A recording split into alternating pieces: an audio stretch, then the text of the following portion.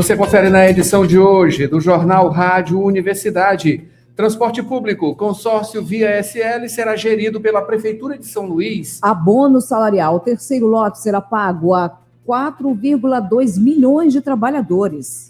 A partir desta quarta-feira, Maranhão deve receber aporte acima de 80 milhões de reais. Motorista que matou ciclista na Avenida Litorânea é condenado a mais de 7 anos de prisão. Back to back, operação da Polícia Federal prende suspeito de abuso sexual de menores. Grande Ilha, encontrado corpo de líder comunitário. Análise política hoje com Felipe Clã, começa a disputa pelo cargo de Procurador-Geral de Justiça do Maranhão. Indireta cultural com Beto Errong. É a estreia da semana. No Esporte Campeonato de Motocross Humbertoense acontecerá em maio. E São Luís sediará torneio regional Nordeste de rugby em cadeira de rodas. São José de Ribamar receberá a primeira etapa da Copa da Ilha. Tem comentário musical. Gilberto Mineiro apresenta o refinamento do grupo vocal mineiro Amaranto. E no Rádio Opinião, a descoberta de fósseis de dinossauros em Davinópolis. A gente vai conversar com o professor associado do curso de Ciências Biológicas da UFMA, Manuel Alfredo. Tudo isso e muito mais agora no Jornal Rádio Universidade. Jornal Rádio Universidade. Com Adalberto Júnior e Mayra Nogueira. Bom dia a todos. Bom dia, Mayra Nogueira. Bom dia, Adalberto Júnior. Bom dia, ouvintes que acompanham o Jornal Rádio Universidade. Nesta quarta-feira, dia 15 de abril de 2026, Mayra, Dia Mundial da Arte. Dia Mundial do Desenhista. Dia Internacional do Ciclista. Dia do Desarmamento Infantil. E Dia Nacional da Conservação do Solo. A Universidade FM alcança mais de 30 municípios maranhenses e o mundo através da internet. Acesse www.universidadefm.ufma.br. Baixe o nosso app oficial. Participe pelo WhatsApp 992 17 26 47. Estamos no Instagram, X-Twitter e Facebook. Acompanhe também nos compiladores de rádios e plataformas de áudio, Spotify, Deezer, Amazon Music e Apple Podcasts. Universidade FM. O mundo se move sempre mais na 106,9. Sempre mais aqui na 106, 7 horas 15 minutos. Mayra Nogueira, vamos aos destaques dos principais impressos locais. Manchetes do dia. E você acompanha com a gente, claro, em www.universidadefm.ufma.br. Lá você pode fazer o download gratuito do nosso aplicativo oficial, por onde você pode acompanhar também. E, claro, diretamente no YouTube, Universidade FM 106. Mayra Nogueira, começando aqui com os destaques de O Imparcial, trazendo na manchete de hoje, quarta-feira, dia 15, Mayra Nogueira. Cadê a manchete do dia 15? Não está aqui. Brandão e tá Orleans participam de posse de ministro do PT. O jogo da sucessão do governador Carlos Brandão, sem partido, está apenas começando, mas com sinalizações que passam muito além do debate entre brandonistas e dinistas. Ontem, por exemplo, Carlos Brandão e o presidente do MDB estadual, Orleans Brandão, marcaram presença na posse do novo ministro das Relações Institucionais no Palácio do Planalto, José Guimarães, do PT, assim como a deputada Iracema Vale, do MDB, e o prefeito de São Mateus, Milton Aragão, do PSB. O ato foi presidido pelo presidente Luiz Inácio Lula da Silva, em que a ocupante da Secretaria Institucional, o cargo Gleisi Hoffmann, saiu para concorrer ao Senado pelo estado do Paraná. TSE recebe mais de 1,4 mil sugestões, quase 1.500 sugestões para regras das eleições 2026. Polícia Federal prende suspeito de abuso sexual em São Luís. Exposição propõe reflexão sobre hiperconectividade e meio ambiente. Segurança reforçada para o superclássico Moto e Sampaio. É isso aí. Vamos agora, Mayra Nogueira, ao Jornal Pequeno, que nesta quarta-feira tem como manchete: relator de CPI pede indiciamento de 3 ministros do STF e do procurador-geral por caso Master. O documento produzido pela CPI, com mais de 200 páginas, ainda precisa ser analisado e votado pela comissão. um eventual pedido de vista pode adiar a deliberação. E, Maria Nogueira, crise financeira paralisa empresas de ônibus e interrompe 9 linhas na Grande São Luís. Justiça do Maranhão e Ministério da Justiça realizam um curso Plano de Gestão de Crises em Bacabal. Pitbull mata a própria dona dentro de casa em Bacabal. Que coisa triste isso aqui, né? Triste demais. Uma mulher identificada como Maria José Mariano, de 49 anos, morreu na noite de segunda-feira, anteontem, né? Após ser atacada, né, pelo próprio cachorro dentro da residência, no povoado Cordeiro, zona rural de Bacabal. Segundo informações, o ataque ocorreu quando o companheiro da vítima, conhecido como Jacaré, estava fora de casa trabalhando. Que coisa triste. Justiça suspende cobrança de mais de 21 milhões de reais em ISS contra o Estado do Maranhão após a ação da PGE. A Prefeitura de São Luís esclarece rescisão com Master e nega contrato e descontos em folha. Artigo da Folha de São Paulo vê desgaste institucional, falta de credibilidade e questiona decisões do STF. Avan e município de São Luís são acionados por irregularidades na instalação da réplica da Estátua da Liberdade. Esses são os destaques dos principais impressos da capital maranhense na manhã desta quarta-feira. Daqui a pouquinho tem destaques dos portais. 7h19 agora. Dirigir com cuidado é a sintonia da 106.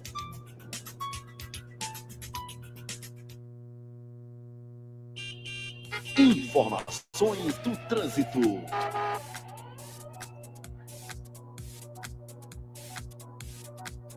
Vamos às informações do trânsito, Maria Nogueira. A gente já traz Borges Júnior. Borges, bom dia. Bom dia, Borges. Quais as informações do trânsito? Bom dia, Mayra, Adalberto. Bom dia a todos. Temos informações com atenção à Avenida Santos Dumont. A gente lembra que essa via ela está em obras, com obras de asfaltamento, também em obras de tapa-buraco. São obras feitas pela Prefeitura de São Luís, que está dificultando ali a trafegabilidade nessa via. Há muitas máquinas na pista. No cruzamento da Santos Dumont com a Casimiro Júnior, temos registros de congestionamento, registro próximo ao sinal de trânsito do posto de saúde do Anil. Já Casimiro Júnior apresentando neste momento o trânsito carregado, esse trânsito pesado se estendendo até a altura do viaduto do Café, trânsito que requer atenção nessa região que choveu ainda há pouco, pista segue molhada, atenção aí precisa ser redobrada, atenção aos condutores. Em frente ali ao Colégio Educales, já na Avenida João Pessoa, também registramos lentidão, neste caso, em virtude da chegada dos alunos à unidade escolar. Para que os alunos acessem a escola, parte dos carros precisam parar ali em frente a essa unidade para acessarem essa escola. São comparados alguns minutos e acaba aí provocando retenção, levando a congestionamento nesse trecho. E de momento, Roberto, Mayra, são essas as informações. Obrigado, Borges. Vamos de Laboro. Atenção, Coab! A Faculdade Laboro chegou para mudar o seu caminho profissional. No novo campus, você pode escolher a carreira dos seus sonhos. Direito, estética e cosmética, administração, recursos humanos e gestão hospitalar. Cursos modernos, professores experientes e a qualidade Laboro que abre portas no mercado. Acesse laboro.edu.br ou fale pelo WhatsApp 989-3300-1491. Faculdade Laboro. Seu futuro é agora.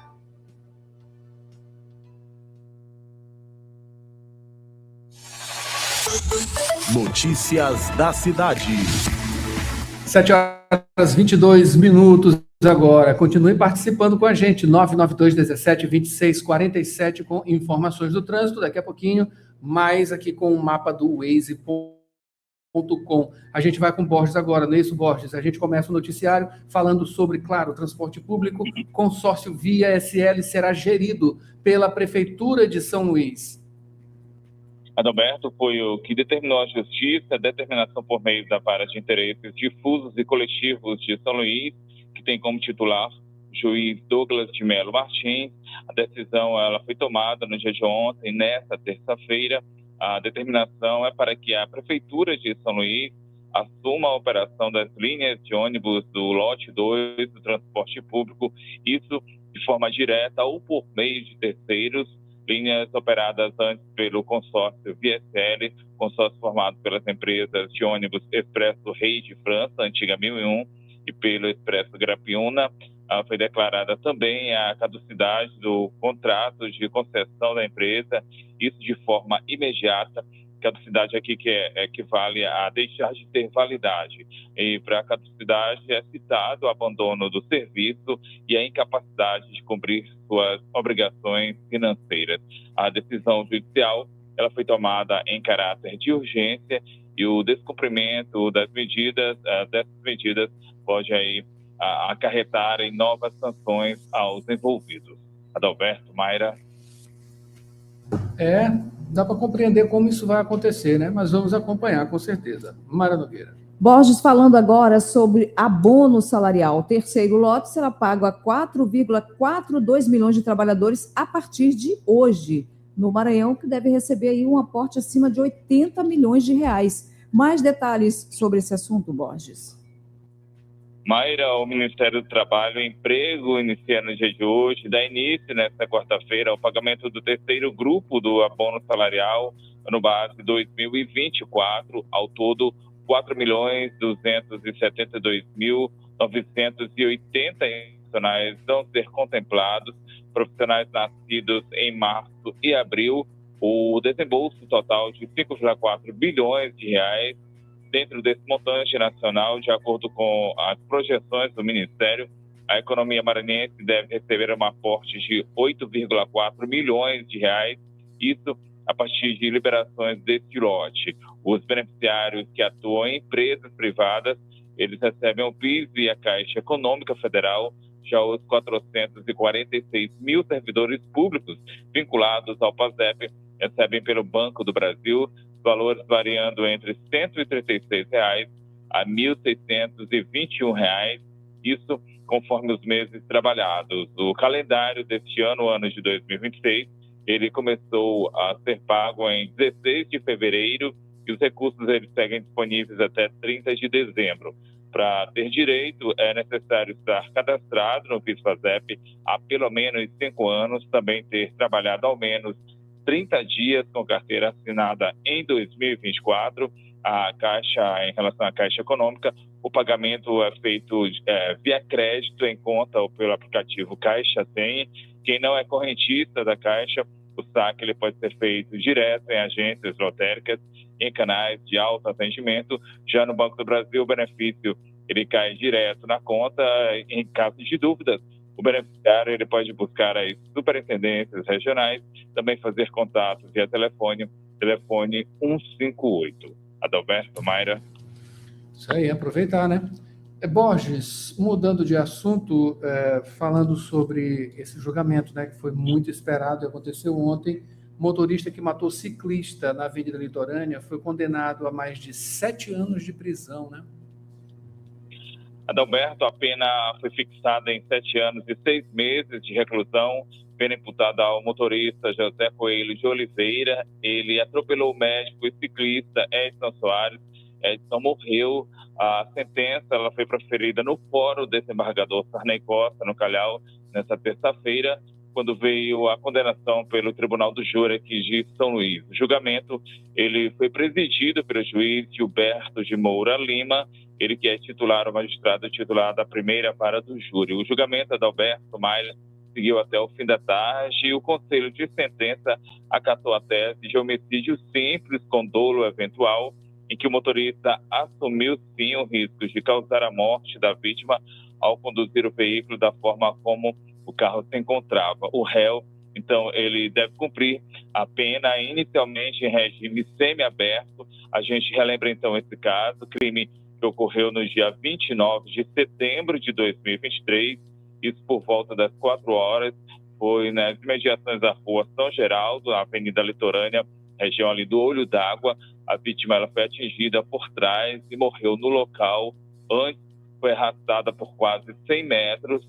A denúncia do Ministério Público apontou ainda que o denunciado parou o veículo e retirou os pedaços da bicicleta, pedaços que ficaram presos ao carro, e isso nas proximidades já do Araçagi, e depois ele seguiu o destino sem prestar socorro, também não acionou as autoridades competentes. O caso de Edson Soares, do ciclista, chamou a atenção para a maior segurança em vias de São Luís, sobretudo para os ciclistas. Repito, então, o motorista José Coelho de Oliveira foi condenado a 7 anos e 6 meses de reclusão, pena que deve ser cumprida de forma inicial em regime semiaberto. Mayra Adalberto. 7h28, né, Borges? Agora o assunto é sobre essa operação da Polícia Federal, back-to-back, que prende suspeito de abuso sexual de menores. Mayra, prisão efetuada pela Polícia Federal no dia de ontem, prisão acontecida aqui em São Luís. O homem já era investigado, seguia sendo investigado por crimes de abuso sexual infanto-juvenil. O intuito dessa operação foi aprofundar as investigações relacionadas a crimes de estupro de vulnerável. Buscava também apurar a produção, o armazenamento e a distribuição de material de abuso sexual, material envolvendo crianças e adolescentes. Essa foi a segunda vez que a polícia chegou a esse mesmo investigado. Antes, a polícia já havia colhido indícios, havia aí a indicação de que ele estaria ligado a essas práticas criminosas e acabou se comprovando no dia de ontem. Nessa nova etapa, foram cumpridos mandados de busca e apreensão, também de prisão. Durante então a ação foram feitas, ainda além da prisão desse homem, desse suspeito, foram feitas apreensões. A polícia apreendeu dispositivos eletrônicos e mídias digitais. Esses materiais eles vão ser submetidos à análise pericial. Mayra Adalberto. É isso aí, né? Polícia marcando presença, Polícia Federal. Vamos agora de Ciproecema, Mayra Nogueira. É isso aí, Adalberto, voltamos já. Aposentado, aposentada, você não perdeu seu valor. E o Simproecema sabe disso. Por isso, valorize os aposentados pela sua experiência, seu legado e amor à educação. Você aposentado e aposentada é importante para o Simproecema. Associe-se já e usufrua de benefícios exclusivos. Aposentado sim, inativos nunca. Educador sempre. Simproecema, fortalecendo a luta com unidade, ação e compromisso. Raimundo Oliveira, presidente. Política. 7h31 agora, chegou a hora do comentário político aqui, claro, com Felipe Clã. Felipe, bom dia, seja bem-vindo aqui ao Jornal Rádio Universidade nesta quarta-feira, e a gente já começa perguntando, né? Começa a disputa pelo cargo de Procurador-Geral de Justiça do Maranhão, já está valendo? Então, bom dia, Adalberto, Mayra, Borges, os ouvintes da nossa Rádio Universidade, aqui nos acompanhando neste jornal que traz tanta notícia interessante e importante para o dia a dia da população. Olha, o Eduardo Nicolau, né, está de novo no páreo, né, com uma vírgulazinha aí que é muito interessante. Ele não está bem com o atual procurador. Então, existe uma real disputa, não é só o cargo, né? É exatamente tomada de posição. Inclusive, hoje à tarde ele vai estar conosco lá na colega, irmã, Rádio do Imparcial, né, no programa Palpite. Nós vamos estar entrevistando o procurador Eduardo Nicolau para tentar entender, né, as suas propostas, entender como é que vai ficar essa composição dentro do Ministério Público Estadual. Vamos ver, né? Isso aí também depende muito não só da lista tríplice, mas de quem vai estar governador. Como no Maranhão nós vivemos o eterno terror do golpe, né? Maranhão, o Brasil, um dia desse tinha golpe. O Maranhão eternamente vive como é que nós vamos dizer, essa sensação de que haverá golpe, né, nos governos. É muito lamentável, isso é uma coisa que atrasa demais, né? Não há como ter higiene mental a população com tanta briga só pelo poder. Proposta que é bom, nada. É o nosso histórico triste, né? Infelizmente. Felipe, mudando aqui de assunto, falando agora sobre o TSE de cara nova, né? Os conservadores Nunes Marques e André Mendonça ditam as eleições de 2026. O mundo dá volta, né? Olha, deixa eu dizer, o Lula vai ter que mostrar agora, né? Não é só dentro do TSE, mas o Lula vai ter que demonstrar agora, diante dessas pesquisas, que ele tem capacidade não de enfrentar somente o Bolsonaro, mas também pessoas que ganharam corpo, né, no governo do ex-presidente Bolsonaro. Então, assim, todos estão empatados, como nós temos mostrado aqui, as pesquisas. Agora, eu acho que é muito interessante esse equilíbrio, né, do Nunes Marques e do André Mendonça, trazendo uma leitura diferente, ou seja, não sei também, por outro lado, se a população está afim de laboratório, né? Essa é a questão, mas nós vamos ter que ver como é que fica isso, né? Como é que vai ser o comportamento dos conservadores nesta eleição, se eles vão confundir também as coisas como foi do Bolsonaro, como é em todos os governos, em todos os poderes. Lamentavelmente, meu caro Adalberto e Mayra. Mayra? Falando agora, Felipe, exatamente sobre essa pesquisa Datafolha, mostrando como a população avalia os membros do STF. Olha, Mayra, sinceridade, nenhuma surpresa. Ontem eu conversei com muitas pessoas, né, exatamente para entender, né, essa corrente de opiniões.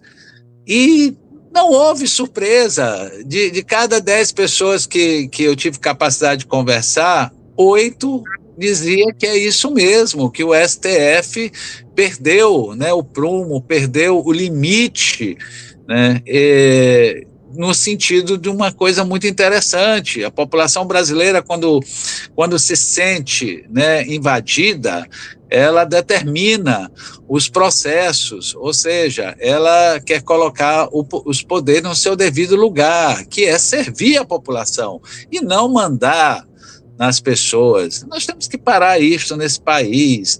Isso é muito chato. Essas pessoas se tornam inconvenientes, né? E quem fica inconveniente tem que sair. O fato é esse. E a população apontou, né? Não sinalizou, Mayra. Olha que interessante. A pesquisa demonstra isso, que não sinalizou, demonstrou que não quer a presença da maioria dos ministros do STF nessa atual gestão. Só que todos ficam até os 75 anos. Essa lei da bengala, né, precisa ser revista. Ministro do STF precisa oxigenar a cabeça, ou seja, tem que ter prazo menor para ficar e poder colocar pessoas mais atualizadas. Não é verdade, minha cara Mayra, meu caro Adalberto? É isso verdade, aí. Isso oxigenar mesmo. a nossa cabeça também, Felipe. Ainda nesse rol, falando sobre justamente uma coisa que está acontecendo e já está se adiantando esse embate, né?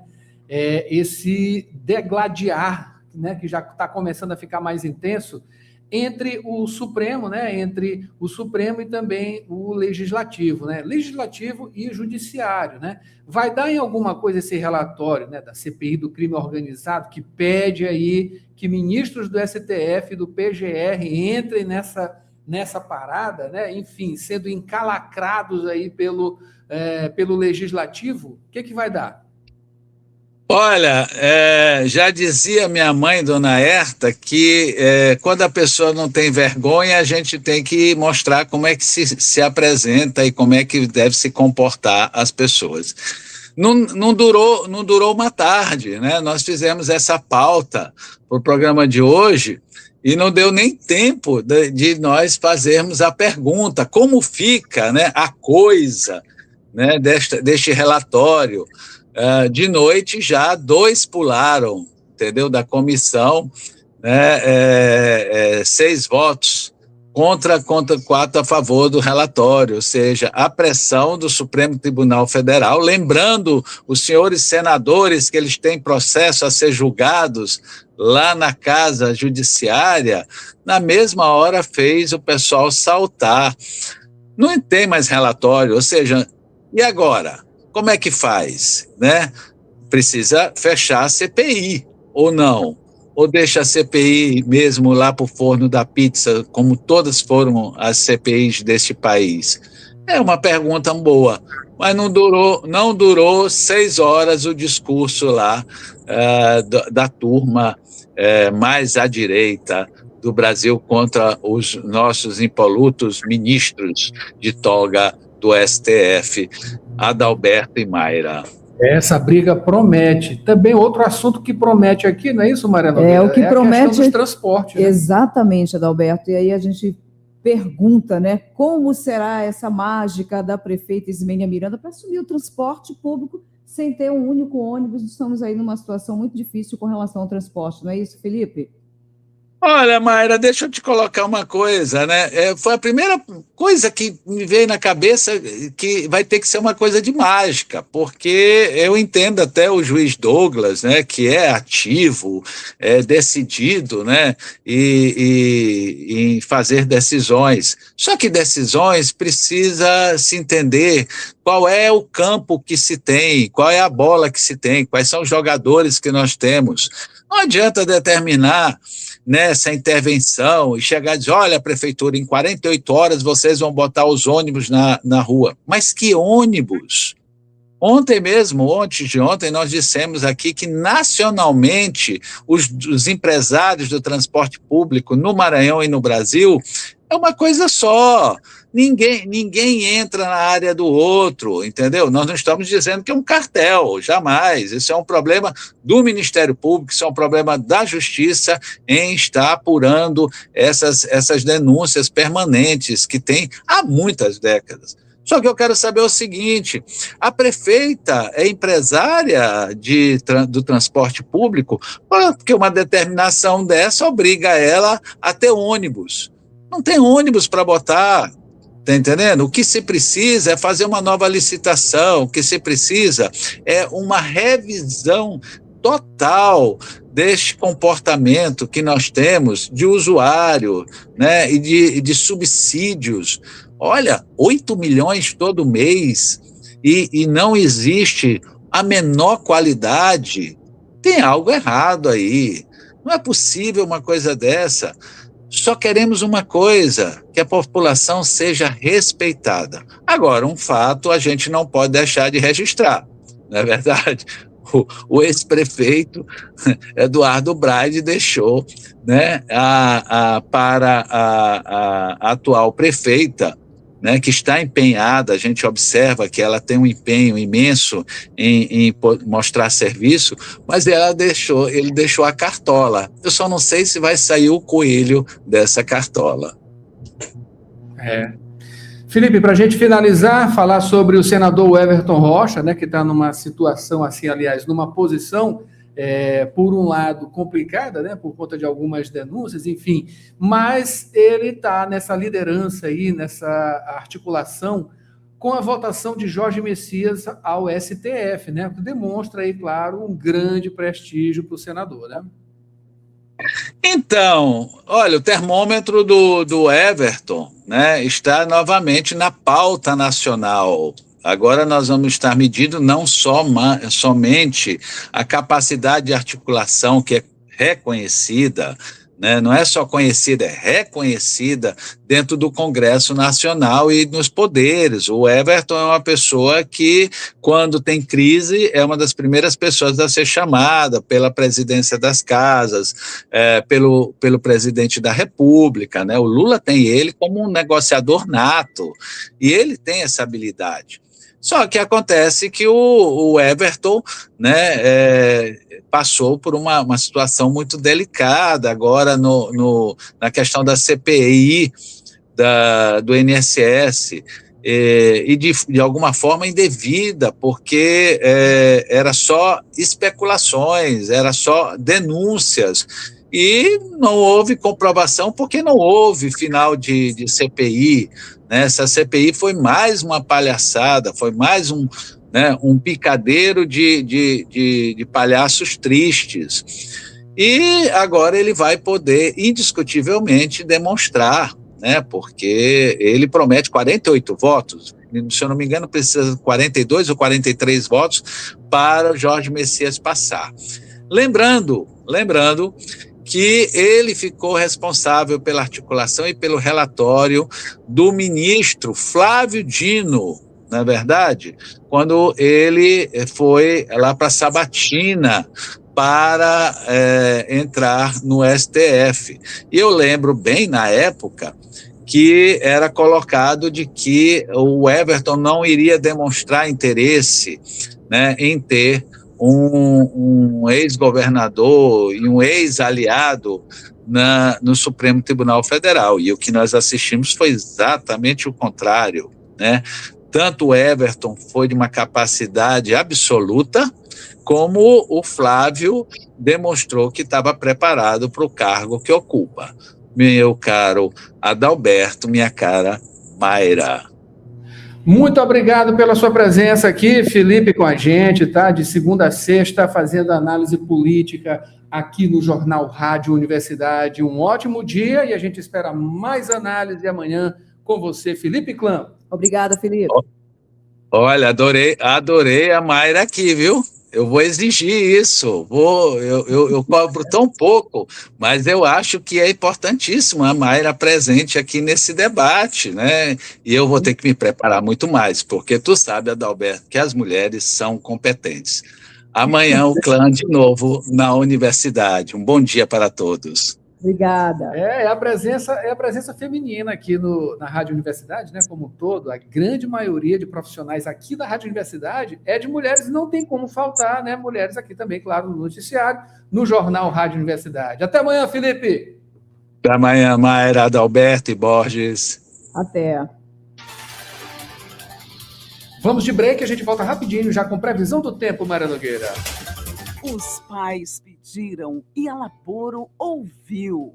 Agora, o Colégio Laboro Cidade Operária também oferece educação infantil com turmas Infantil 1 e 2. Um espaço pensado com carinho, segurança e afeto, onde cada descoberta do seu pequeno será acompanhada de perto por quem entende de educação desde o começo. Porque cuidar do futuro começa agora. Acesse colégio.laboro.edu.br ou fale pelo WhatsApp 989-8197-0427. Colégio Laboro, onde os primeiros passos encontram grandes futuros.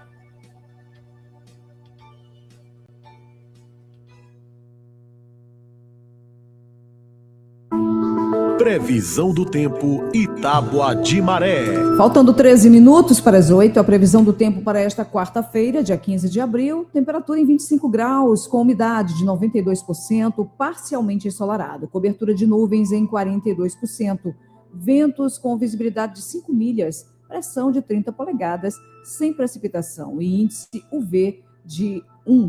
A previsão para esta quarta-feira em São Luís, no Maranhão, espera-se chuva ocasional à tarde, com períodos de sol pela manhã e nebulosidade crescente, típico da estação chuvosa equatorial na região. Condições semelhantes devem prevalecer no estado. Adalberto. É isso aí, Mayra Nogueira. A gente vem com Tábua de Maré neste dia 15. Pré-amar, a primeira, aconteceu às 5h16 da manhã, com 5,5 metros.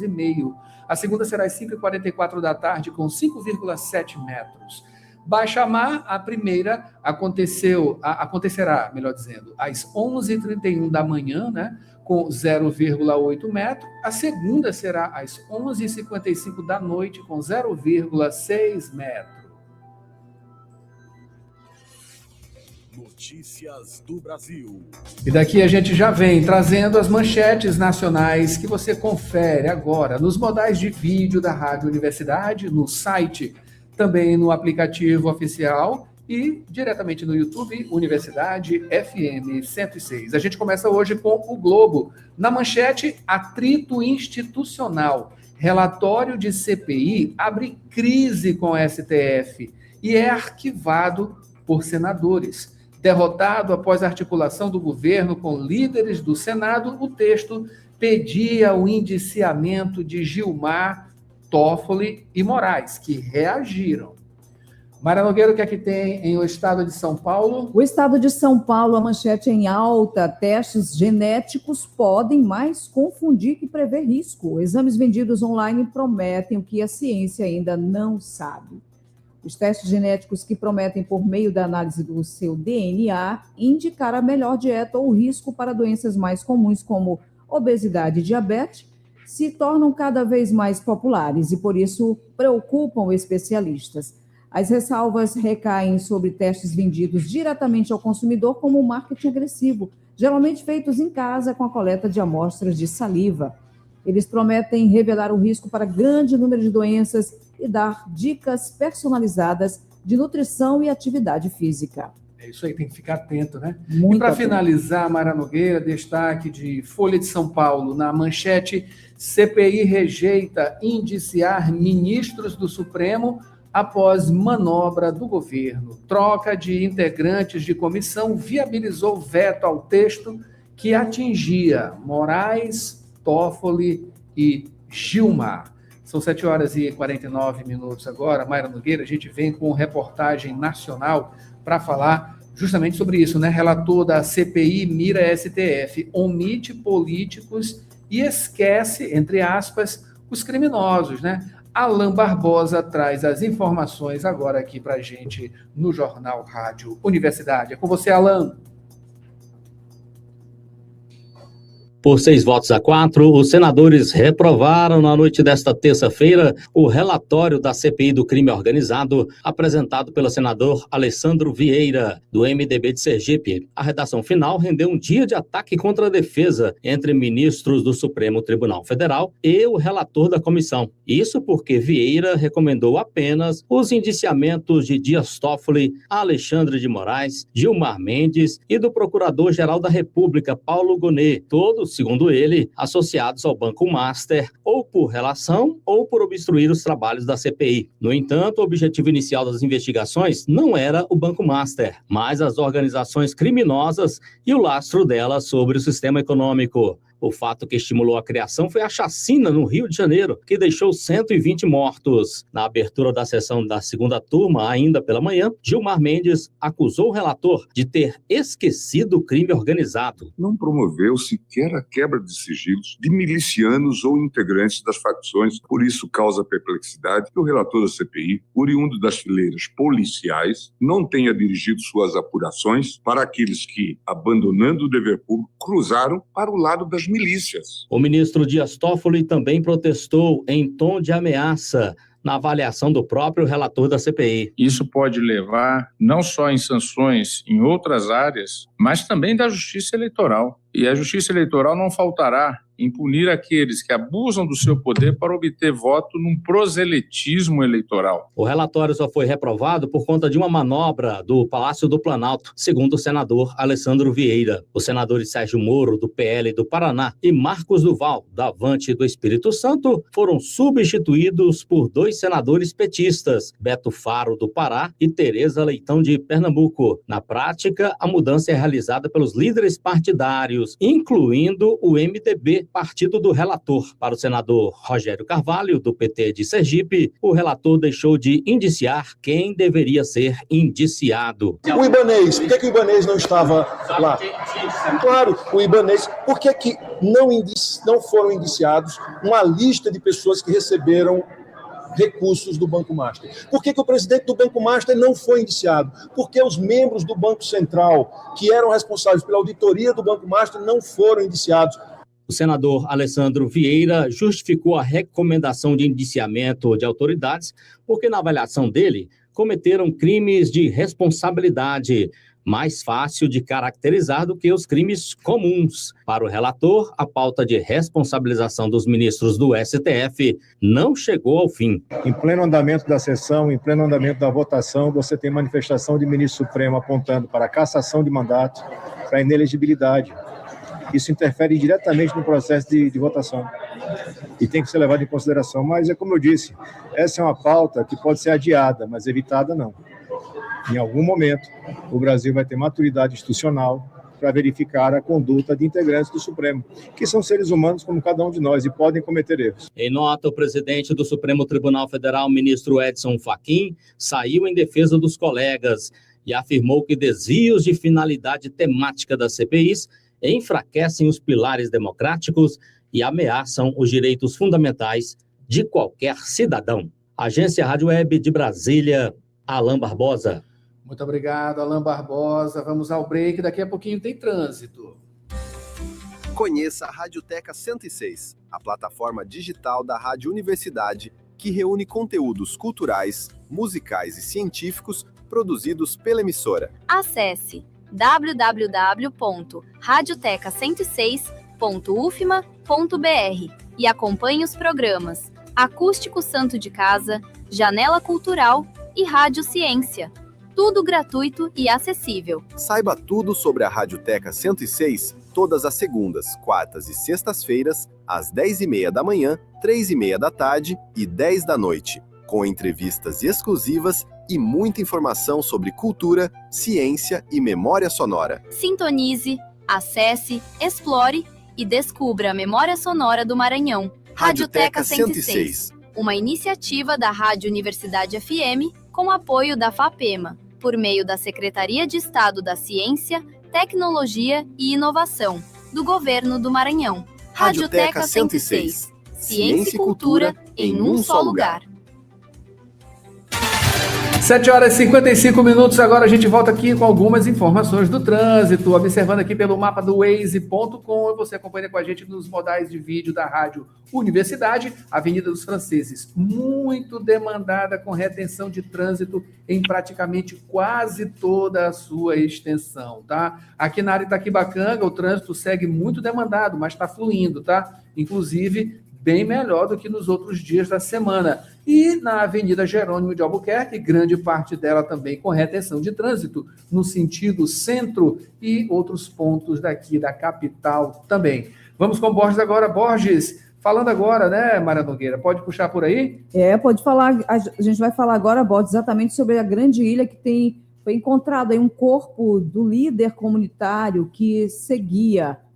Vamos falar mais aí sobre esse assunto. Né? Ele estava desaparecido e aí conseguiram encontrar. Fala aí, Borges, sobre esse assunto. Mayra, esse líder ele foi identificado como Arnaldo dos Anjos, tinha 64 anos, o corpo estava em uma cova rasa no bairro Turiúba, em São José de Ribamar, região metropolitana. O corpo, ao ser encontrado, estava com sinais de violência. Depois de ser encontrado, foi encaminhado ao IML, ao Instituto Médico Legal. O corpo vai ser submetido a exames cadavéricos, vai ser periciado. O líder comunitário Arnaldo dos Anjos, ele seguia desaparecido há 4 dias. Familiares informaram que a casa dele, do líder comunitário, foi encontrada completamente revirada e vários objetos tinham sido levados. Ele morava no residencial Turiúba e uma das linhas de investigação seguidas até o momento pela polícia estaria ligada a uma facção criminosa. O Arnaldo dos Anjos, ele pode ter sido alvo de integrantes dessa facção que atua naquela região. A Polícia Civil segue investigando este caso. Adalberto, Mayra. Borges, ainda nesse noticiário violento, né, falar sobre Viana, né, suspeito de assassinar professor, foi preso. Preso pela Polícia Civil do Maranhão, preso no dia de ontem, na manhã desta terça-feira, o suspeito, um homem de 43 anos, o nome dele não foi divulgado. Esse homem é apontado como assassino do professor, o Marcos Vinícius dos Santos Carvalho, crime ocorrido em junho de 2020 no município de Viana. Teria sido motivado por interesses à herança da vítima. O homicídio ele foi planejado pela esposa do professor e pelo amante dela, foi o que apontaram e demonstraram as investigações. Ambos tiveram a prisão preventiva decretada, isso ainda em novembro de 2020, e esse homem, o homem que foi preso no dia de ontem, ele seguia foragido, mas foi detido, foi preso, a polícia chegou até ele nesta terça-feira, após um trabalho de inteligência. O investigado ele foi localizado no bairro Renascença, em Teresina, no Piauí. Equipes da Divisão de Inteligência e Captura da DICAP de Timon chegaram até o suspeito. Além do homicídio, esse homem ele já possuía outros 2 mandados de prisão em aberto, condenação definitiva por receptação e prisão preventiva por tráfico de drogas e porte ilegal de armas de fogo. Depois de preso, esse homem ele foi encaminhado ao sistema prisional, onde permanece à disposição da Justiça. Mayra, Adalberto. Obrigado, Borges. Borges, o assunto agora é sobre a UFMA, que promove o Encontro Maranhense de Direito Internacional com debate sobre sustentabilidade e direito internacional. Mayra, iniciativa da UFMA, por meio do grupo de pesquisa Peregrinos do Direito Internacional, desenvolvida em parceria com o curso de Direito e Relações Internacionais da UEMA, Universidade Estadual do Maranhão. O evento é o 6º Encontro Maranhense de Direito Internacional, o RIBAMAR. O evento ele vai ser presencial, vai ocorrer nos dias 21 e 22 de maio. Vai ser no auditório do curso de Direito e Relações Internacionais da UEMA, encontro que tem como tema Desafios do Brasil ante o Desenvolvimento Sustentável e o Direito Ambiental Internacional. Intuito, promover um espaço de diálogo crítico e interdisciplinar sobre a governança ambiental global. Na programação são inclusas aí apresentações de trabalhos científicos, também palestras com pesquisadores convidados. Esse encontro ele é voltado, tem como foco estudantes de graduação e pós-graduação, mas também professores, pesquisadores e o público em geral que se interesse pelo tema, pessoas interessadas nas questões ambientais. As informações em relação às inscrições, elas estão disponíveis em um link que está foi descrito, ali está disponibilizado no site da UFMA. Essas inscrições elas devem ser feitas até o dia 20 de maio. Outras informações sobre a UFMA, a Universidade Federal do Maranhão, inclusive o acesso para efetuar a inscrição para esse evento, podem ser acessados aí a partir do site da UFMA, portalpadrão.ufma.br.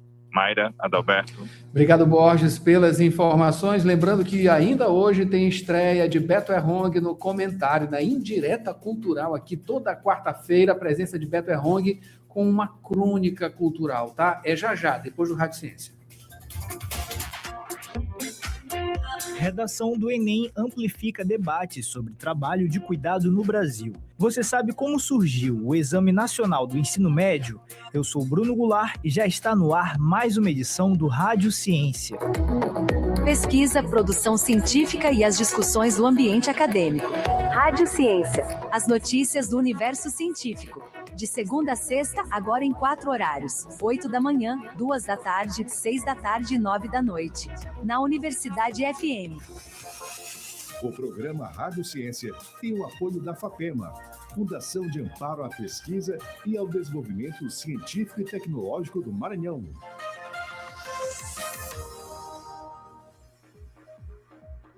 Redação do Enem amplifica debates sobre trabalho de cuidado no Brasil. As informações com Pedro Batista. Para além de ser a principal forma de ingresso no ensino superior, o Enem, Exame Nacional do Ensino Médio, é capaz de aquecer debates sobre assuntos diversos por meio do tema da redação, pautando questões como o envelhecimento populacional e o estigma das doenças mentais no Brasil. A seleção dessas temáticas é feita por uma equipe técnica formada por especialistas de diversas áreas de conhecimento. A dissertação de mestrado Sentidos de Trabalho e de Cuidado no Enem 2023 e na Política Nacional de Cuidado, pela análise de discurso materialista, reflete sobre o poder desse vestibular em fomentar e moldar discussões relevantes. O objetivo é compreender os sentidos de cuidado e do trabalho de cuidado projetados na redação do Enem 2023. Com o tema Desafios para o Enfrentamento da Invisibilidade do Trabalho de Cuidado realizado pela mulher no Brasil, a prova refletiu sobre os tensionamentos que permeiam a questão e gerou debates dentro e fora da internet.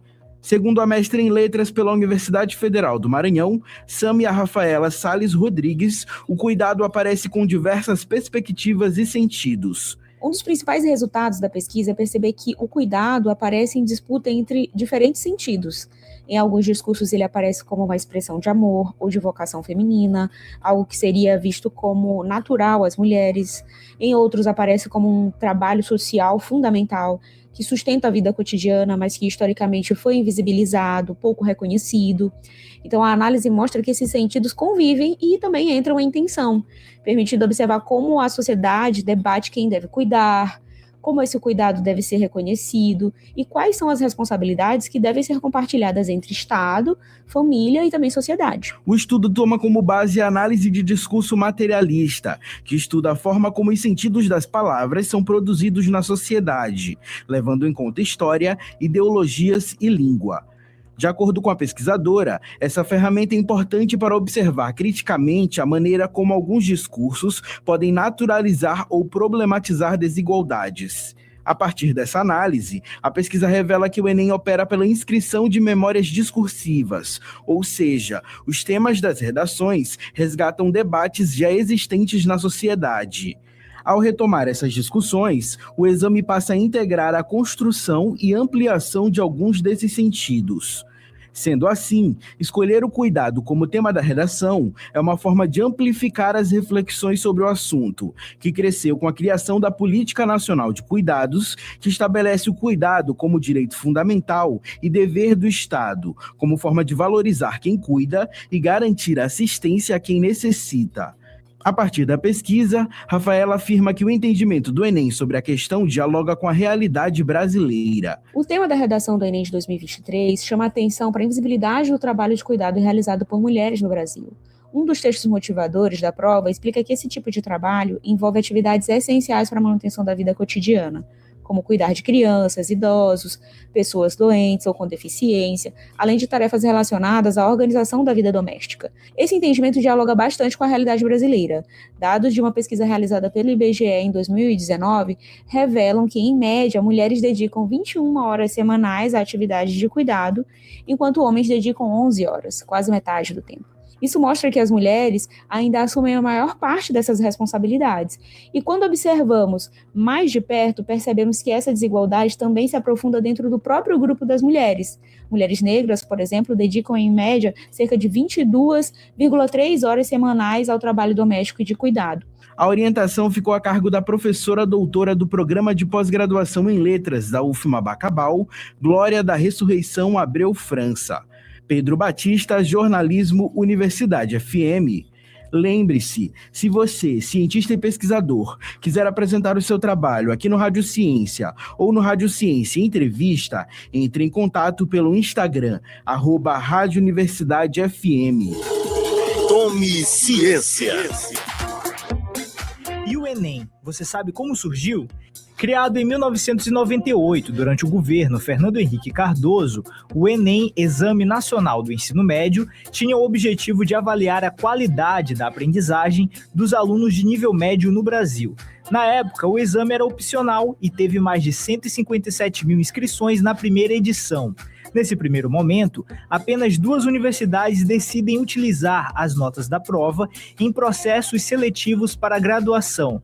Com a elaboração do SISU, em 2009, o Enem passa por alterações. Deixa de ser 63 questões para 180 em 2 dias, com um texto dissertativo argumentativo. Além disso, é nesse momento que passa a ser obrigatório e se torna vestibular oficial de universidades. Você sabia? Tome Ciência!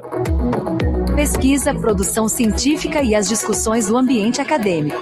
Rádio Ciência. As notícias do universo científico. De segunda a sexta, agora em 4 horários. 8 da manhã, 2 da tarde, 6 da tarde e 9 da noite. Na Universidade FM.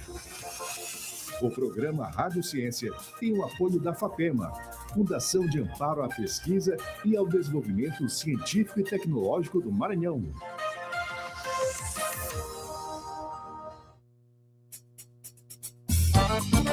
Ei, já pensou em cuidar da sua saúde dançando? Na Movidência a gente mexe o corpo, solta a mente e ainda se diverte de verdade. Vem sentir a energia do forró, da seresta, do balé, do fit dance, do estileto e outros ritmos. É muito mais que dança, é qualidade de vida. Bora? Mais informações no nosso perfil no Instagram, @ed.movidence.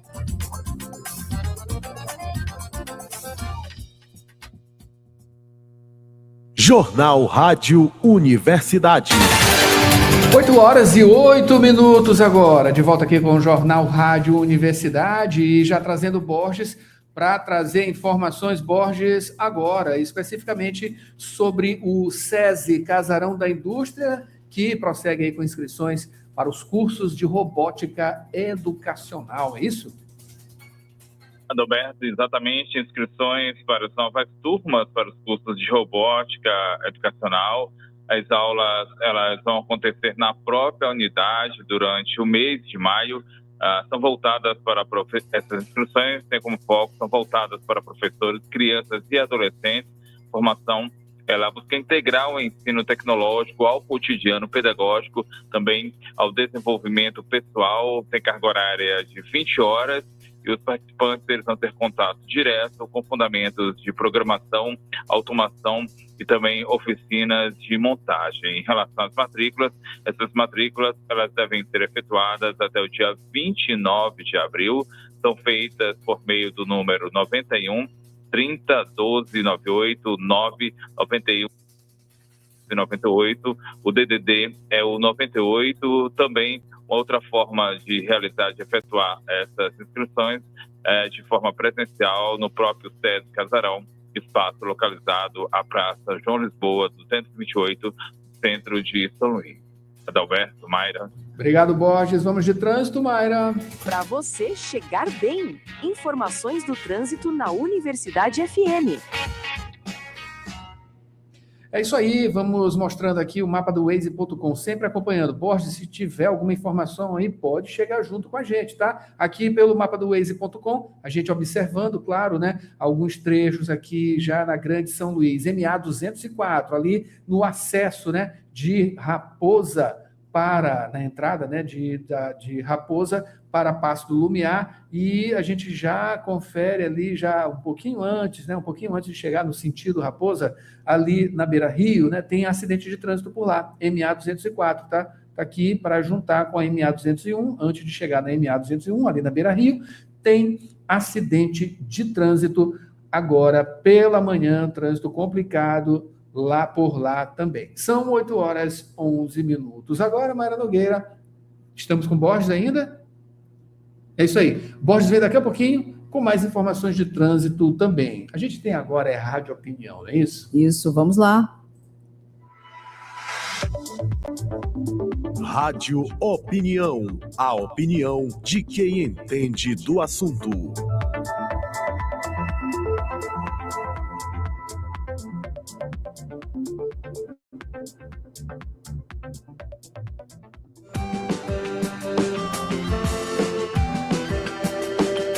Olá, pessoal, eu sou Adalberto Júnior, estamos aqui de volta com Rádio Opinião Entrevista, claro, com muita pesquisa científica. Hoje mais um assunto, né, muito interessante, vamos falar sobre fósseis, falar sobre dinossauros e isso com sua relação no turismo aqui no Maranhão. Para isso eu recebo o professor associado do curso de Ciências Biológicas da Universidade Federal do Maranhão, Manuel Alfredo. Professor Manuel, seja bem-vindo. Obrigado, bom dia. Olha, paleoturismo, né? Por que o Maranhão precisa entrar nesse mecanismo, né?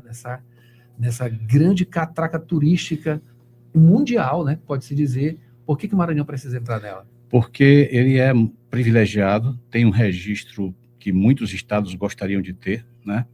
Ele tem várias épocas diferentes registradas, com fauna, flora e tal, e principalmente tem esse intervalo, mais ou menos no final da era dos dinossauros, mas um pouco antes do final real, com uma diversidade muito grande, tá? Então, outros estados, outros países que têm esse mesmo tipo de patrimônio, vêm explorando isso de forma turística, tá? E o Maranhão possui o Vale do Baixo Rio Itapecuru, região de Alcântara, Cajapió, Fortaleza dos Nogueiras, Duque Bacelar, todos esses lugares têm registro privilegiado e até agora somente Fortaleza dos Nogueiras começou a explorar isso de forma turística, aliás, já tendo resultados muito bons. A gente está, como projeto de extensão da UFMA, a gente está dando apoio para eles, tá? Já tem publicações internacionais, por exemplo, essas publicações internacionais se revestem em interesse internacional pelo achado, e o Maranhão poderia, São Luís também, não esquecendo de falar, São Luís também tem um registro muito bom, tá? E o Maranhão poderia já estar explorando isso, tá? E ainda é muito discreto ainda o investimento que se faz nisso, tá? O potencial é muito grande. O potencial é grande. Para quem ainda não conhece o senhor, a gente já trouxe o senhor aqui na Rádio Universidade em outros momentos, mas não foi aqui dentro da parte de produção científica, foi no Rádio Opinião, falando sobre Davinópolis, né? Isso, exatamente. A gente trouxe essas informações, o senhor trouxe, né? Foi uma coisa maravilhosa, com fotos, uma riqueza de detalhes e profundidade, né? E a UFMA inserida nesse contexto que ele vai além daqui do Maranhão. Tem outros pesquisadores, enfim. A UFMA é protagonista nisso também. Sim, a UFMA vem desde 1994, quando foi criado o Laboratório de Paleontologia. Ela vem trabalhando com a Federal do Rio de Janeiro, com a Federal do Rio Grande do Sul, com a USP, agora com Ribeirão Preto, com a UFSCar de São Carlos. Então, várias universidades se aliaram, né? Por quê? Porque a gente tem um registro privilegiado, então eles têm um interesse no registro e nós temos interesse no que eles têm já de experiência nisso. E a gente vem publicando junto. Também já recebemos propostas de publicação da China, da França, e agora estamos trabalhando com um grupo, através de um professor do IFMA, ele conseguiu uma parceria com um grupo de Chicago, dos Estados Unidos. Então, tudo isso é o interesse nos achados aqui do Maranhão. Então, a gente tem uma série de publicações, tanto nacionais quanto internacionais, e isso vem chamando a atenção do Maranhão para esse circuito, que é um circuito bastante interessante, porque aqui a gente tem uma parte do registro que é encaixada no ponto exato onde a África estava se separando da América do Sul. Isso já é uma coisa bem consolidada. Então, os cientistas querem saber o que acontecia no mundo nessa época. Então, por exemplo, a gente sabe que os materiais daqui são muito parecidos com o do norte da África. E esse achado de Davinópolis cria um outro link com a Europa, com a Espanha, que já tinha sido sinalizado por um achado em Cajapió, de um animal também herbívoro, que era aparentado de um animal europeu. E agora, esse animal de Davinópolis, que foi estudado por um grupo de pesquisadores praticamente do Brasil todo, né? Das grandes universidades do Brasil, se aliaram para publicar, e a UFMA também foi convidada, e aí descobriu-se que ele é aparentado de um animal da região leste da Espanha, que foi achado lá, um pouco mais antigo lá, aqui um pouco mais recente, mas são bem aparentados. Então, esse link, ele é interessante porque ele cria um elo geográfico que é informativo, tá? Então, o Maranhão está bem no meio desse circuito. Então, isso aí atrai a atenção da comunidade científica e atrai também a atenção do público em geral. Que maravilha. Mais um dos privilégios que a gente tem aqui em nosso estado, especificamente na capital, né? E como o senhor bem mencionou, eu quero que o senhor fale agora justamente como o Maranhão, a UFMA e os pesquisadores, eles entram nesse rol de estudos de pesquisa e o que a gente ganha nesses aspectos. Olha, a gente ganha, primeiro, informação, né? Segundo, oportunidades. Então, você pode, ao interagir com essas grandes universidades, você pode publicar junto com elas. Então, isso aumenta o nível das revistas que você pode publicar, que são extremamente exigentes, tá? Então, isso dá prestígio. E aí abre caminho para vários tipos de explorações desse patrimônio. E eu devo dizer, o Maranhão está bem atrasado nisso. Por exemplo, a Paraíba já vem explorando isso de forma turística. Minas Gerais, Peirópolis é o grande exemplo nacional, é um distrito de Uberaba que enriqueceu praticamente usando o recurso do paleoturismo. A região central do Rio Grande do Sul, Santa Maria, principalmente Mata, que tem um registro de floresta petrificada, muito parecido com o de Duque Bacelar, não é exatamente o mesmo tipo de biota, mas é uma época próxima e, assim, o mesmo tipo de fóssil, né? E eles exploram isso, a cidade recebe uma grande montante de turistas, e Duque Bacelar tem o mesmo registro e poderia estar fazendo isso. Que maravilha. É muito bom ouvir, né, o nome dos nossos municípios, né, dentro desse rol, né, que envolve não só essa produção científica, mas também a coisa turística. Voltando para essa questão turística, né, como isso pode ser impulsionado, professor, para que atraia justamente mais incentivos, enfim, e também a questão de atrair através da imagem, né? E tem as coisas relacionadas à internet, Instagram, isso tudo ajuda a atrair turista, né? Sim. Olha, o exemplo, aquela réplica que está lá no Parque do Rangedor, aquilo foi um dinossauro achado por a equipe da UFMA, em 2016, na região de Coroatá, tá? Então, aí foi feito uma réplica, financiamento da Vale na época, e aí combinou-se de colocar lá no Rangedor. Nossa, foi o único dia que lotou o estacionamento, foi na inauguração da réplica. Ela está lá, existem intenções de colocar mais réplicas lá, né, aqui em São Luís. E agora, Davinópolis, Imperatriz, né, que é na área metropolitana de Imperatriz, poderia estar aproveitando esse recurso, que tem agora o maior dinossauro do Maranhão, que é o Dasosaurus tocantinense, que acabou de ser publicado numa revista inglesa, para ver o prestígio, uma revista editada pelo Museu de Ciências Naturais de Londres, tá? Eles se interessam por isso. Então, essa publicação já saiu com esse grupo de pesquisadores do Brasil todo, né, incluindo a UFMA. Então, assim, eles têm essa possibilidade. Agora, como é que isso começa? Normalmente, por experiência, começa com um empurrãozinho do poder público, quer seja federal, estadual ou municipal, né? Criando as condições básicas, estruturas básicas, uma réplica, por exemplo, um local onde as pessoas podem receber, planejar, e depois vem a iniciativa privada. E aí vem a grande questão que eu falo sobre o paleoturismo. Aonde é que você acha um dinossauro? Você acha um dinossauro num lugar remoto, num lugar sem estrutura. E as pessoas que moram ali são pessoas carentes. Elas não têm muita fonte de recurso. E esse é o tipo de recurso que elas poderiam explorar. Então, uma vez que o poder público crie a base para isso e treine as pessoas, né? A UFMA tem cartilhas, eu mesmo escrevi uma cartilha orientando sobre isso, né? Essas pessoas poderiam vender souvenir. Você não pode vender fósseis. Fósseis são patrimônio da União, tem que ficar no museu, numa universidade, mas você pode vender passeios, você pode vender réplicas, você pode vender comida, acessórios, né? Acessórios, camisas, boné, chaveiro. Então, essas cidades que exploram, Souza na Paraíba, Peirópolis, Minas Gerais, Mata no Rio Grande do Sul, e várias cidades de São Paulo, Marília, Monte Arias, que fazem isso. E outros países também, Argentina, México e tal, exploram isso já com sucesso. Então, você vê que a população realmente se organiza e passa a explorar aquilo e passa a ser beneficiada. E aí o que acontece? A população começa a proteger o recurso, porque ela depende dele. Como você não pode vender fósseis, é bem da União, aquilo tem que estar protegido.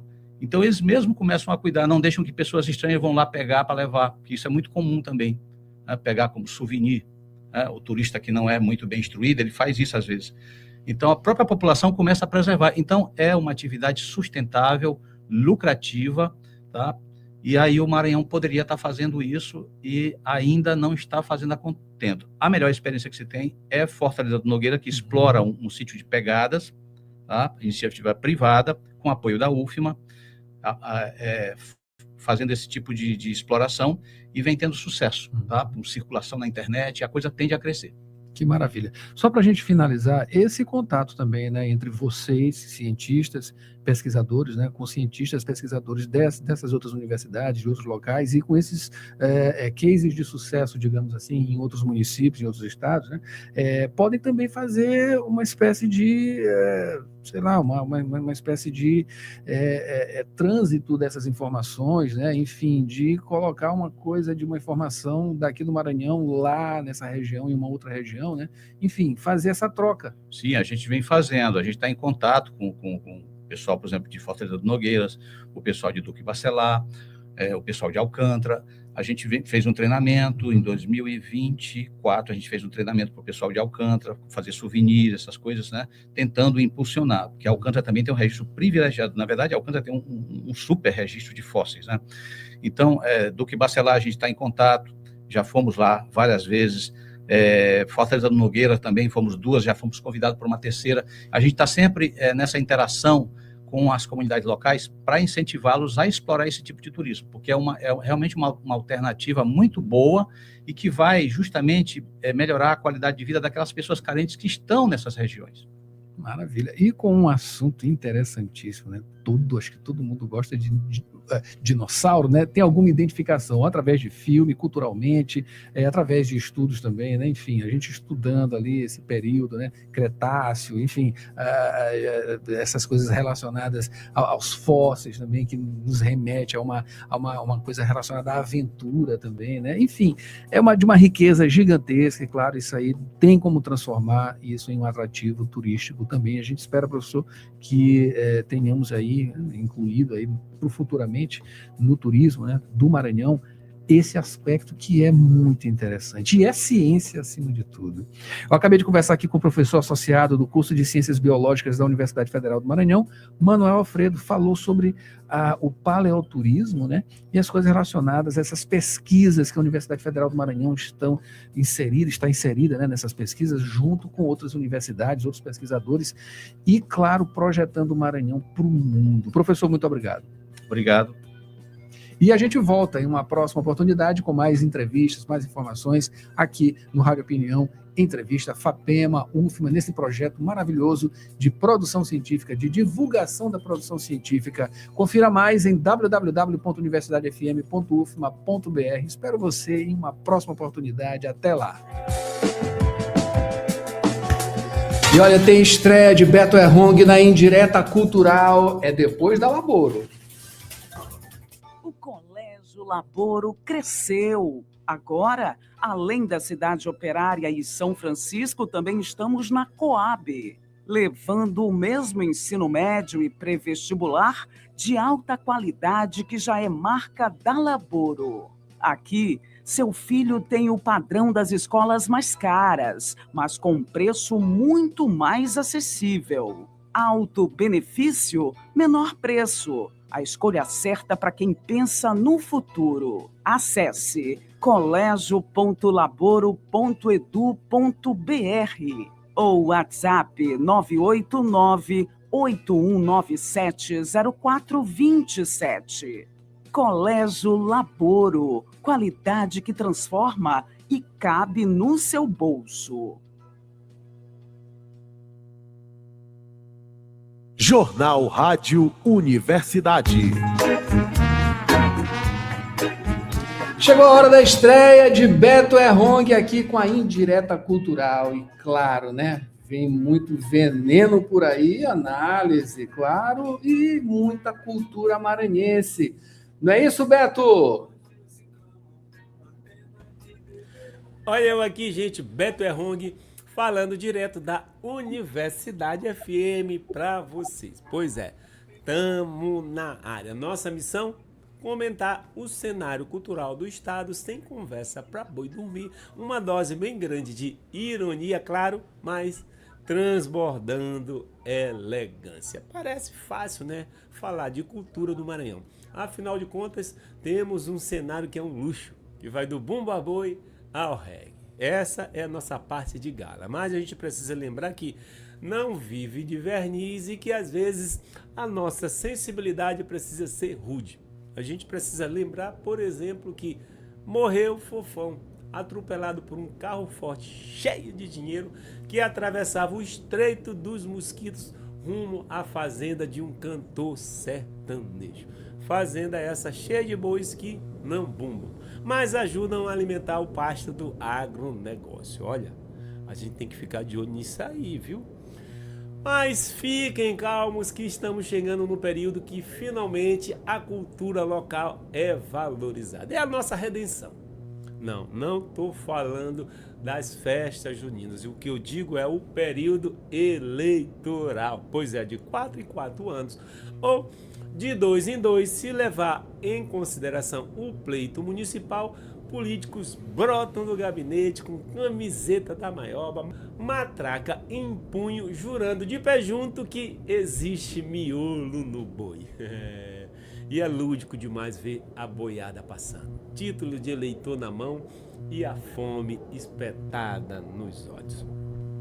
Aquele deputado ou deputada que destinou emendas milionárias ao show do Safadão em prefeituras pobres que não tem gás no hospital, pois é, vai passar na sua rua, suado, sorrindo. Aquele sorriso aberto e franco para um filme de terror. Pois é, nessa hora que tu tem que dizer, eu tô é tu miserável, mas rapaz, tu é doido, é? E olha, gente, a gente nunca foi medalha de ouro no quesito escolher representante, mas ultimamente parece que basta o cara ter o carisma de uns esparadrapo, falar palavras sem sentido, tipo Deus, pátria e família, e provar o quanto é burro de pai e mãe. O cara nem precisa mais fazer promessa, basta provar o quanto ele é tosco. E olha, dizem que nos hospitais psiquiátricos tem gente mais equilibrada do que boa parte de político por aí, viu? E ele precisa também se aliar, claro, ao maior cabo eleitoral da atualidade, que é a fake news. Se ele fizer isso, pronto, tá eleito. E por falar em mentira, mentira é meio que patrimônio imaterial, né? Aqui, o padre Antônio Vieira já avisava. Quantas vezes você já ouviu dizer que o Maranhão finalmente vai sair da lista dos piores estados da federação? Pois é, essa lenda aí é mais antiga do que a da serpente. Sabe, a serpente, dizem que ela dorme sob São Luís, pronta para acordar e afundar tudo. Mas afundar tudo é meio redundância, né? Porque baixa uma chuva, mais um casarão desabou. E os que estão de pé estão sendo entregues aos novos colonizadores. Mas enfim, gente, apesar de tudo e por causa de tudo, viva a cultura do Maranhão, viva Mestre Zé Olhinho e a resistência de Célia Sampaio. Viva a rima afiada da Batalha na Praça e a poesia de Celso Borges.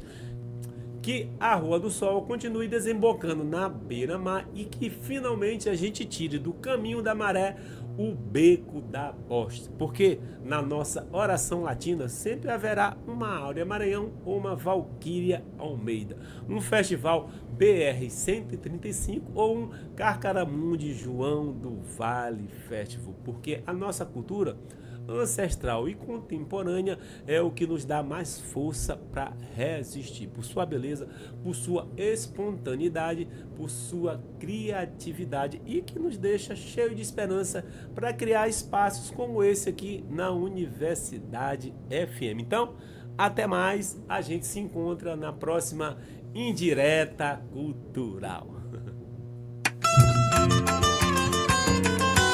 Foi Beto Armoni com a gente aqui toda quarta-feira no Jornal Rádio Universidade, claro, misturando muito veneno.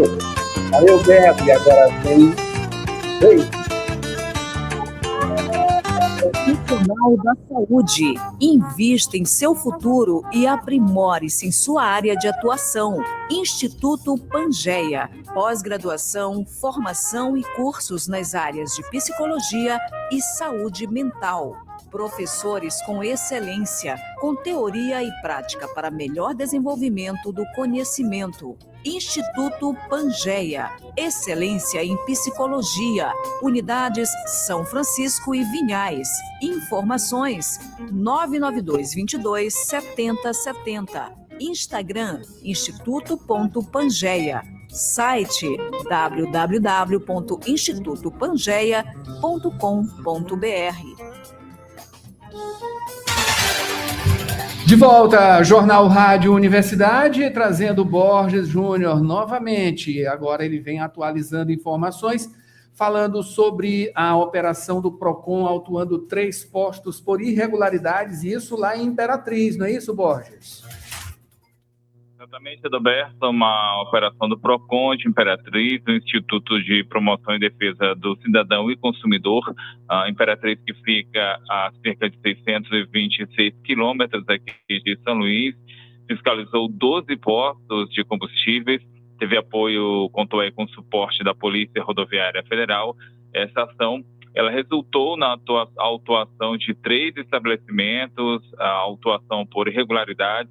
Um dos postos foi autuado por adulteração de bomba, com problemas identificados em 3 equipamentos. Os outros dois estabelecimentos, eles foram notificados, notificações por falta de licença de funcionamento. Durante, então, a fiscalização, as equipes do PROCON, elas realizaram testes para verificar o teor de álcool, também volumetria e densidade dos combustíveis.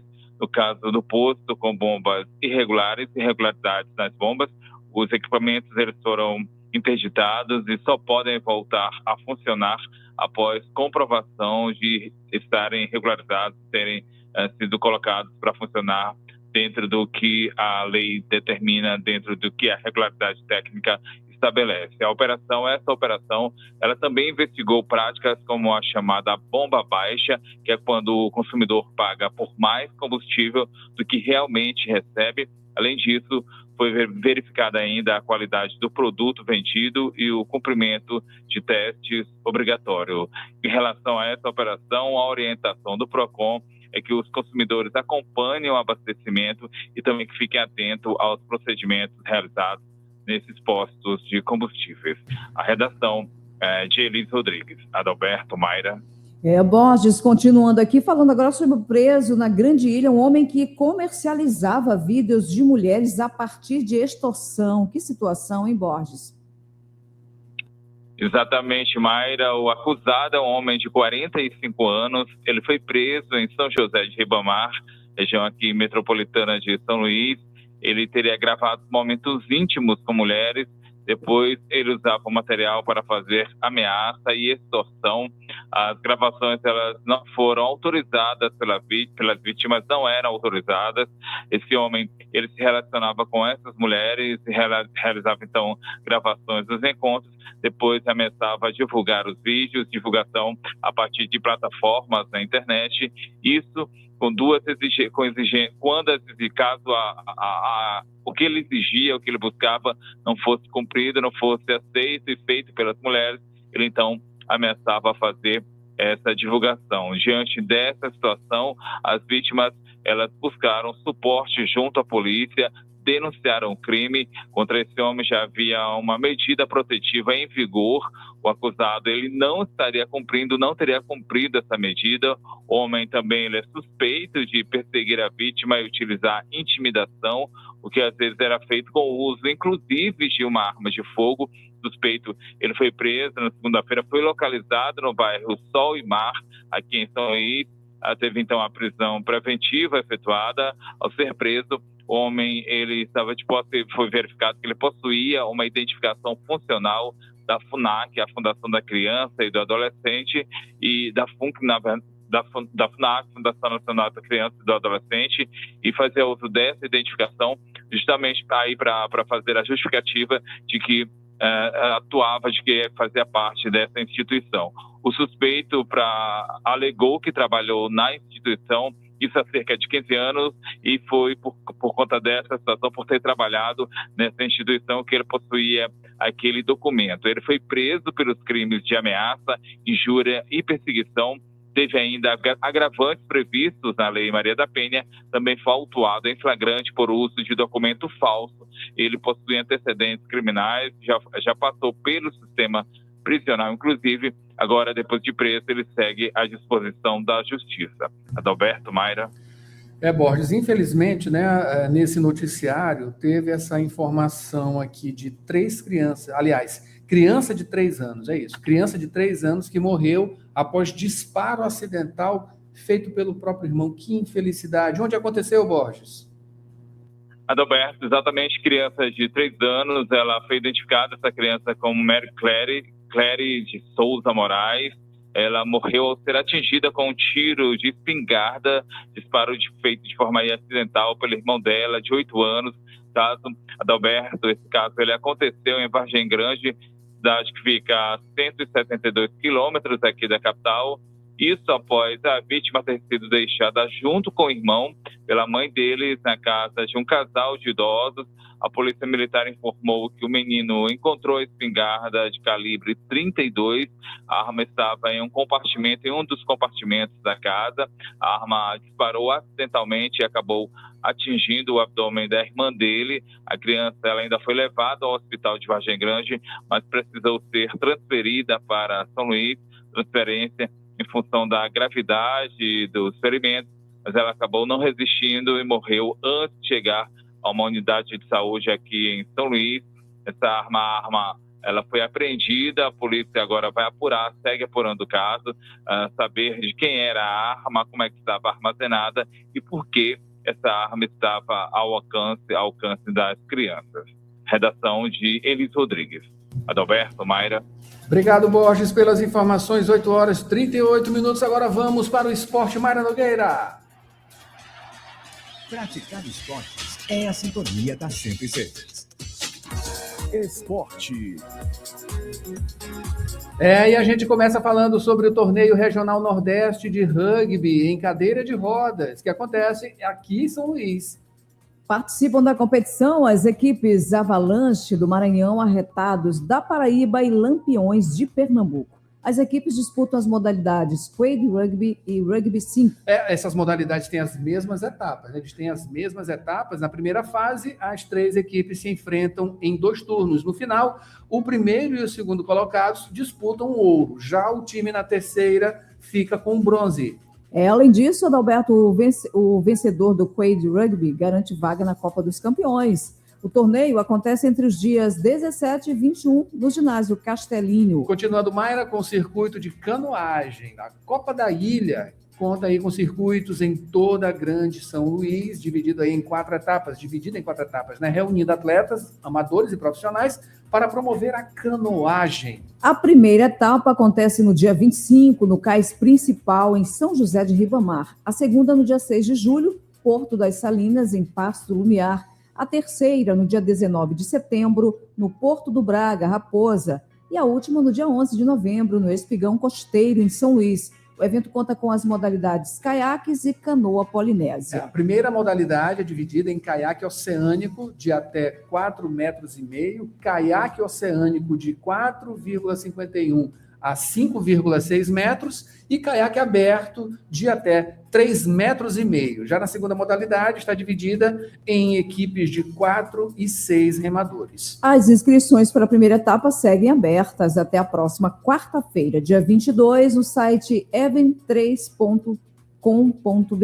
É isso aí, essa modalidade aí de grande incentivo. Lembrando que o Brasil, muito recentemente, né, se destacou no esporte olímpico, né, de canoagem.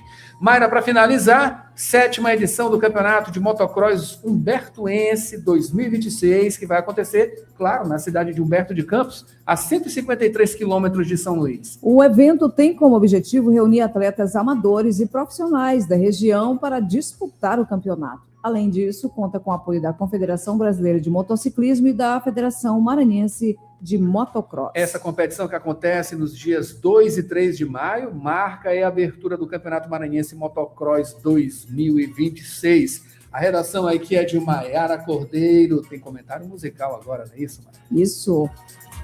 Gilberto Mineiro fala sobre o refinamento do grupo vocal mineiro Amaranto. Gilberto! Com 20 anos de carreira, o grupo vocal Amaranto de Belo Horizonte é formado por 3 irmãs, Flávia, Lúcia e Marina Ferraz. Com vozes muito afinadas, cantam a música popular brasileira de uma maneira peculiar e bela, com arranjos vocais delicados e muito refinados. Que tal uma viagem pelos vocais afinadíssimos do Grupo Amaranto na faixa Se Não Vem, Se Não For? Gilberto Mineiro, do Companhia da Música, toda quinta, 8 da noite, para o Jornal Rádio Universidade. Acordando mais cedo, sai, pega a roupa e se veste a mais, vira as costas e segue em paz. Mãos em frente sem ter pra quê, liga o rádio e nem me vê, deixa a porta entreaberta e vai. Nem lembrou de olhar pra trás e me ver querendo você assim. Finalizando aqui o Jornal Rádio Universidade desta quarta-feira, Mara Nogueira. Quem pintou por aqui no YouTube é Ronaldo Teixeira, Sofia Maria Helena, Adriana, Rosenilde Caldas, também Mari Silva Mourão. Muito obrigado. Quem está por aí? A Rosângela Moreira na Coab, também está o José Luiz do Centro, ainda Elisete Moraes sempre acompanhando, também a Hilda no bairro de Fátima e a Regiane Almeida. Muito obrigado pela companhia de vocês em mais uma edição do Jornal Rádio Universidade. Vem aí, é saúde, fale com especialista e depois, claro, muita música com Mayra Nogueira aqui nesta quarta-feira. Portanto, amanhã a gente está de volta. Amanhã tem segurança pública, viu? Com Paulo Matos e, claro, muita informação no Jornal Rádio Universidade. Mayra, um bom dia. Bom dia, Adalberto. Estou já com você aqui no Manhã 106 também. É só aguardar. Fica ligado. É saúde? Fale com o especialista. Toda quarta, 9 da manhã, na Universidade FM. O mundo se move sempre mais na 106,9.